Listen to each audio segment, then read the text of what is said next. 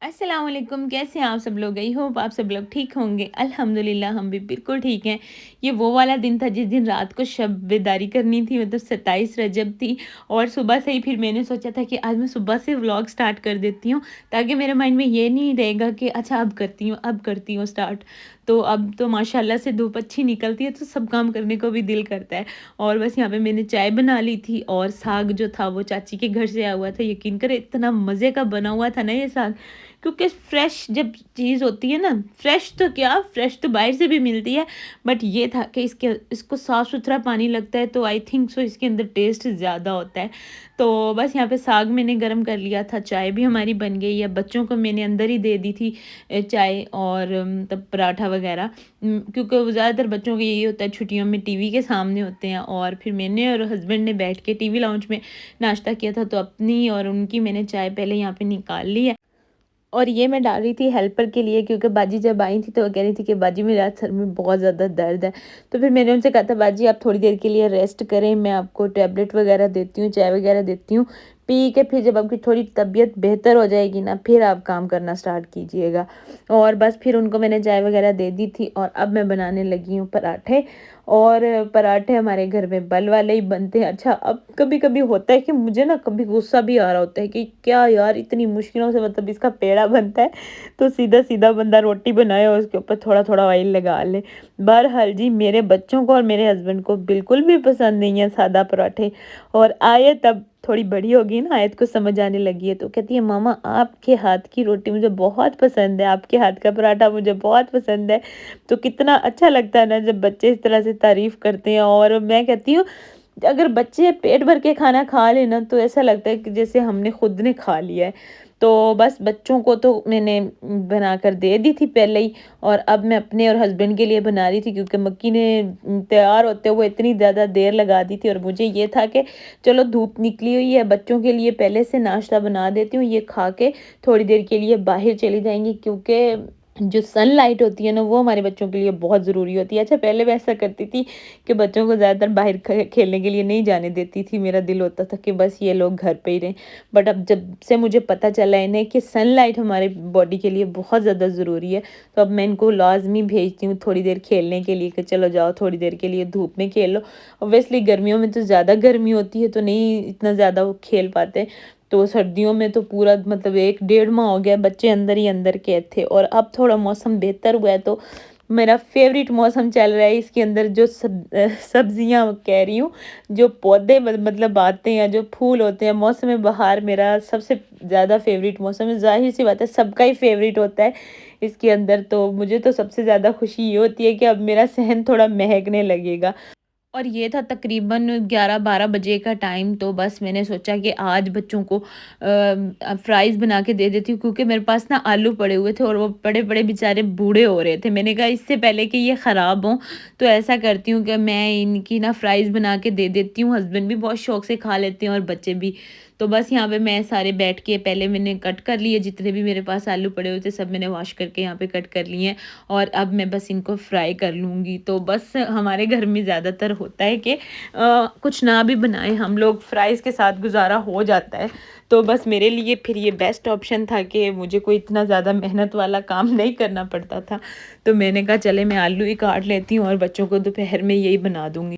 तो बस यहाँ पे मैंने एक साइड पे फ्राइज़ को फ्राई होने के लिए रख दिया था, दूसरी साइड पे हस्बैंड के लिए चाय बना रही थी। अच्छा, गैस इतनी ज़्यादा कम आ रही थी ना कि मुझे समझ नहीं आ रही थी मैं पहले चाय बनाऊँ या फ्राइज़ बनाऊँ। तो हस्बैंड को जाना था, उनकी कॉल्स आ रही थी, तो बस यहाँ पे मैंने जो एक पहले बैच निकाल के रखा हुआ था वो मैंने हस्बैंड को दे दिया था। और बाकी फिर मैंने बच्चों से कहा था कि अभी आप लोग वेट करो, तो अभी आप लोगों के लिए फ्राइज़ बन जाएँगे। तो मैंने कुछ भी नहीं, सिंपल ही इसके ऊपर थोड़ा-थोड़ा कॉर्नफ्लोर लगा दिया था, और और थोड़ा-सा इसके ऊपर नमक स्प्रिंकल कर दिया था। तो बस यहाँ पे बड़े मज़ेदार से हमारे फ्राइज़ और चाय तैयार हो गई थी। और अब ये था डायरेक्ट रात का टाइम, तो यहाँ पे अम्मी लोगों ने थोड़ा-सा रूम को डेकोरेट किया था, मतलब माहौल थोड़ा-सा एस्थेटिक बन जाता है तो मज़ा आता है इबादत करने का भी। तो अम्मी फूल वगैरह लेकर आई थी, गजरे लेकर आई थी और रात को फिर सब कज़न्स अम्मी के घर ही इकट्ठी होती हैं। हमेशा से ऐसे ही होता है कि अम्मी लोगों के घर शब-ए-दारी होती है, तो बस इकट्ठे होके जागने का मज़ा भी अपना ही होता है। तो बस यहाँ पे सब कज़न्स वगैरह आ गई थी और दोपहर को अम्मी गजरे वगैरह भी लेकर आई थी कि जब रात को सब लड़कियाँ आएँगी तो एक-एक सबको गजरा मतलब पहनने के लिए दिया जाएगा। तो बस यहाँ पे सबको गजरे पहना दिए हैं और बहुत मज़ा आता है इकट्ठे होके इबादत करने का। और आपको एक-दूसरे को देख के मोटिवेशन भी मिल रही होती है, मतलब अगर आप थोड़े से डाउन भी हो रहे हो ना, नींद वगैरह आ रही है, तो आप दूसरे को देख के कि भई सब जाग रहे हैं, तो फिर आप मतलब चाह के भी नहीं सोते हो। तो ख़ैर उसके बाद इशा की नमाज़ के बाद सब कज़न्स किचन में आ गई थी, क्योंकि यहाँ पे चने बन रहे थे ज़्यादा क्वांटिटी में। और फिर ऐसे होता है कि हम लोग ना सब लोग डिवाइड कर लेते हैं काम वगैरह, तो वो ज़्यादा आसानी से हो जाता है। फिर आप जितनी भी क्वांटिटी में खाना वगैरह बनाओ तो आपको फ़ील नहीं होता।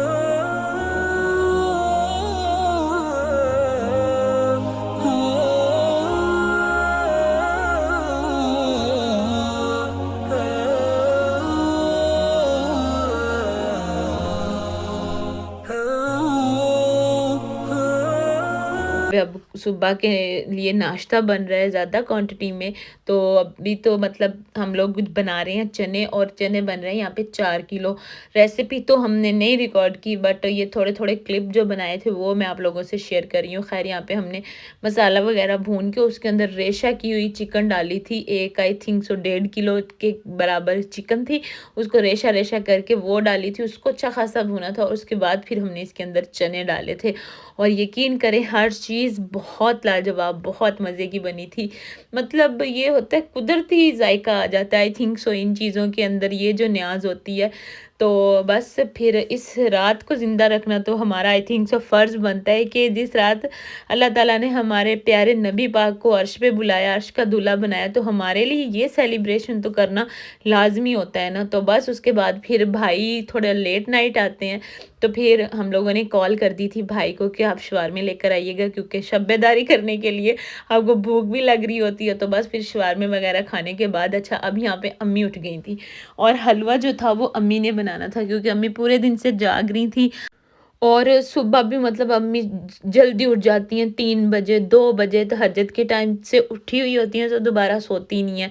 तो फिर इसलिए हमने अम्मी से कहा था कि आप थोड़ी देर के लिए आराम कर लें, उसके बाद फिर आपने मतलब उठ के फिर जागना है, तो आप ऐसा करें थोड़ी देर के लिए सो जाएँ। ख़ैर 1-2 घंटे के लिए अम्मी सो गई थी और फिर जब हमने चने वग़ैरह बना लिए थे, फिर अम्मी उठी थी और अब वो हलवा बना रही थी। क्योंकि ये जो सारे काम थे वो रात को हो रहे थे, और हम लोग ऐसा ही करते हैं कि रात को शब-ए-दारी भी हो जाती है, क्योंकि इस रात के इतने ज़्यादा नवाफ़िल तो हैं नहीं, बट आपने रात को ज़िंदा रखना होता है। दुरूद पाक पढ़ते रहें और आका के मिराज में जाने की खुशी में न्याज़ बनाएँ, सुबह सबको अपने हाथों से बना हुआ नाश्ता करवाएँ, तो मतलब बहुत मज़ा आता है। ख़ैर यहाँ पे अब सब कज़न्स बैठ के जो आटे के छोटे-छोटे पेड़े थे वो बना रही थी और अम्मी पूरियाँ तल रही थी। अच्छा ऐसा था कि हमारी माशाल्लाह से फैमिली काफ़ी बड़ी है, तो जितनी भी कज़न आई थी, बट फिर भी अभी ऐसी कज़न्स थी जो अपने घर पे शब-ए-दारी कर रही थी।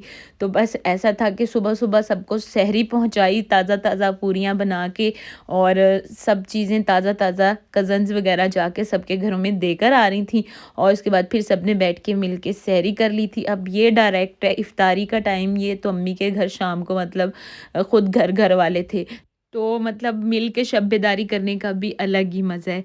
ख़ैर जी, अब यहाँ पे तो घर वाले बैठ के इफ्तारी कर रहे थे, तो बस ये थी मेरी आज की वीडियो।